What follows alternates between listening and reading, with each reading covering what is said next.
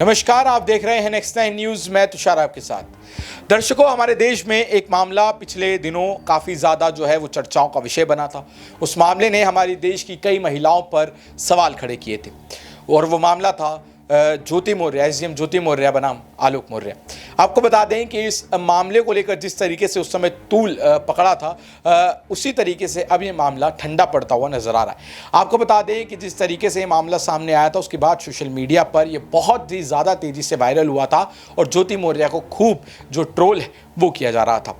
आपको बता दें कि अब इस मामले में जो नया अपडेट सामने आ रहा है वो ये है कि आलोक मौर्य ने जो अपनी पत्नी पर आरोप लगाए थे, उसके खिलाफ जो करप्शन के खिलाफ अपनी पत्नी के जो आरोप लगाए थे, करप्शन को लेकर जो एफआईआर दर्ज कराई थी वो वापस ले ली है। वो आरोपों से इनकार करते हुए वो उन्होंने वापस ले लिया है और साथ ही साथ अब ऐसा कहा जा रहा है कि ज्योति मौर्य भी अब अपने पति पर लगाए हुए आरोप जो है वो वापस जल्दी ले सकती हैं। दर्शकों, आपको बता दें कि यहाँ पर ज्योति मौर्य के खिलाफ पति आलोक ने भ्रष्टाचार समेत कई गंभीर आरोप लगाए थे और शासन के निर्देश पर मंडलायुक्त ने अपर आयुक्त अमृतलाल बिंद के अध्यक्ष में 3 सदस्यीय जांच समिति गठित कर दी है और अब समिति ने बुधवार को ही रिपोर्ट सौंप दी है। बृहस्पतिवार की रिपोर्ट मंडलायुक्त विजय विश्वास पंत को मिल जाएगी।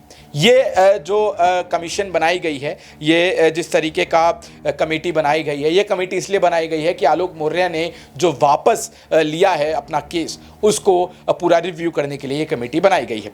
आपको बता दें जिस तरीके से यहाँ पर आलोक मौर्य ने अपनी पत्नी पर ये जो आरोप लगाए थे कि एसडीएम बनते ही उन्होंने उसे धोखा दिया और मनीष दुबे नाम के एक सीनियर अधिकारी से उनका अफेयर शुरू हो गया और उसके बाद उन्होंने अपने पति को छोड़ दिया और उनको मारने की भी साजिश जो है वो रची। आपको बता दें दर्शकों, इसके बाद मनीष दुबे पर तुरंत जो है वो एक्शन लिया गया था क्योंकि उनकी व्हाट्सएप चैट जो थी ज्योति मौर्य के साथ वो सामने आई थी सबूत के तौर पर, जिसमें वो आलोक मौर्य को रास्ते से हटाने की बात कर रहे थे, यानी कि मारने की बात कर रहे थे। इसके अलावा मनीष दुबे पर 2 और आरोप लगे थे जो उनकी एक पत्नी ने लगाए थे और एक होमगार्ड ने लगाए थे और उसके तहत उन पर कार्रवाई की गई थी और उन्हें सस्पेंड कर दिया गया था। लेकिन ज्योति मौर्य बनाम आलोक मौर्य ये मामला काफ़ी तेजी से बढ़ता जा रहा था, जिसको अब कहीं ना कहीं ब्रेक लगती हुई दिखाई दे रही है। लेकिन इसके पीछे एक सवाल बना हुआ है दर्शकों। वो सवाल ये है कि क्या इन दोनों के बीच में कोई समझौता हुआ है?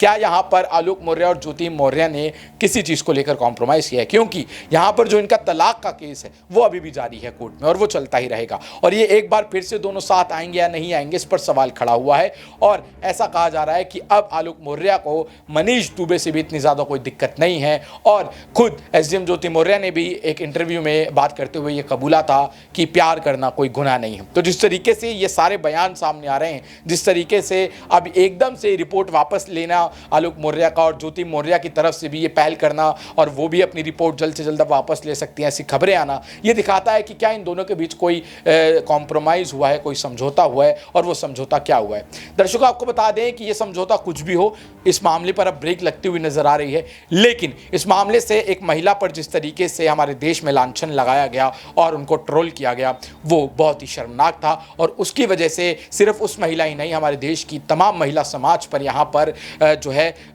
सवाल खड़ा हो गया था और लोग जो हैं, कई पति जो हैं वो अपनी पत्नियों से ये कहकर वापस बुला रहे थे कि तुम नौकरी वोकरी छोड़कर घर वापस आ जाओ, हमें अपने घर में दूसरी ज्योति नहीं चाहिए।